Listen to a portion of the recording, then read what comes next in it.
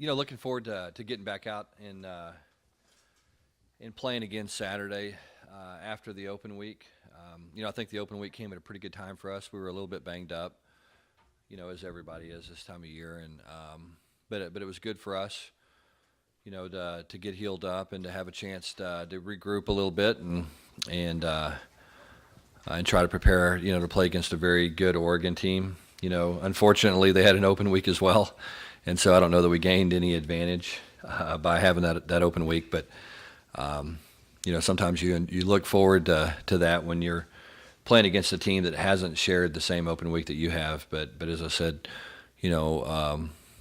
Oregon, it has to feel pretty good about their football team and where they are right now. And we just got to keep getting better. And I thought we had 3 good days of practice last week. Was really pleased, with the way our guys played or practiced rather. And I thought we got a lot done, and it gave us a chance to work on fundamentals and start preparing for Oregon as well, which is good. When you have a young football team, you always want to make sure you're building fundamentals, and that gave us an opportunity to focus both on doing that and preparing to play against Oregon. Sonny, is there any way to really know how your young guys, all those freshmen and redshirt freshmen, will respond on their first road game? Not really. Typically our teams have played pretty well on the road. We don't make that big of a deal about it. I enjoy, coaching on the road. Believe it or not, our life is a lot simpler on the road than it is at home. We don't have a bunch of people coming in town for the game. You don't have a bunch of recruits. So you just get to go out of town and play against somebody and coach against a team. And so in a lot of ways, I look forward to that. And I think our players do as well. I think it just allows them to focus a little bit more on football, and we'll see how they respond. I think everybody responds differently, but but when I was in the WAC, we were playing like 7, 8 road games a year. So, it was either enjoy it or convince yourself that you were. And so, at Louisiana Tech, we really thrived on going and playing on the road and became a really good road team. How do you slow down Oregon, which is the question people have been asking? How do you slow down Oregon, which is question people have been asking, obviously, the last few years. Now I guess they're ranked number 2, whatever that means. Yeah. Believe it or not, the same way people slowed down, the 4 horsemen at Notre Dame.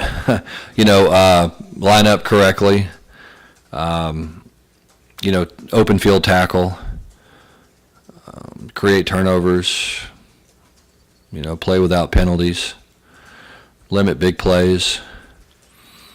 Really just good fundamental defensive stuff that's been trademarks of good defenses really since college football started.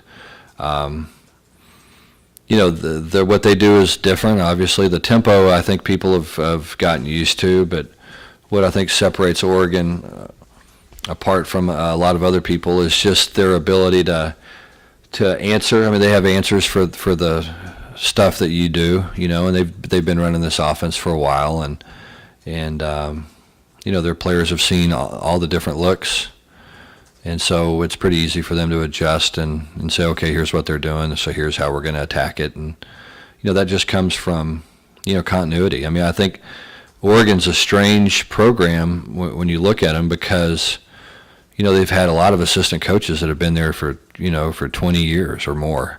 Through a lot of head coaches. And so, I think it speaks to the power of continuity in a program and shows how important it is.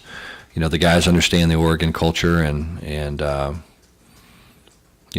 done a really nice job building a program. How big of a focus this week is on DeAnthony Thomas? Obviously, receivers on the outside, your corners and DBs can match up with them, but are you worried that DeAnthony Thomas can get matched up and some mismatches on some linebackers? Are you guys really focusing on him?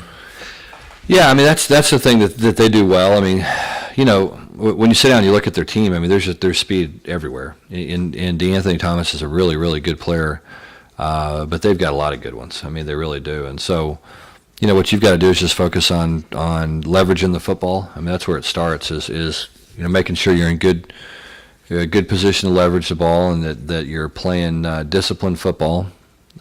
Because they're going to create some matchup issues for you by moving people around and usually have a formation or two that's different. But as I said, we got to just, if you line up correctly and you play good technique and you leverage the ball the correct way, that's what helps you limit big plays. And so that's what we've got to do a good job of. Sonny, needless to say, easier said than done, but can you talk about what you need to do to avoid a slow start in this situation against this team, just to have a series or two to get settled? And yeah, that's the funny thing about these guys is that they're an explosive football team. I mean, they remind you of a basketball team in some ways because there's this huge momentum swings that take place in their games a lot of times. You watch the film and it's 7-0, and then all of a sudden you look up and it's 52-0. And so they make these runs, and I think you have to weather the storm. For us, at times this year we've played pretty good football, but we haven't played very well early in games, and so that's going to be a focus of ours. Is from play one, let's make sure we do things correctly from the very beginning. And how do you do that, especially on the road when you're young? I mean, those are all questions that you got to try to find answers for, but there's really not, there's not a magic potion. A lot of that comes with having some confidence and, and believing in yourself and in your assignment and your technique and executing.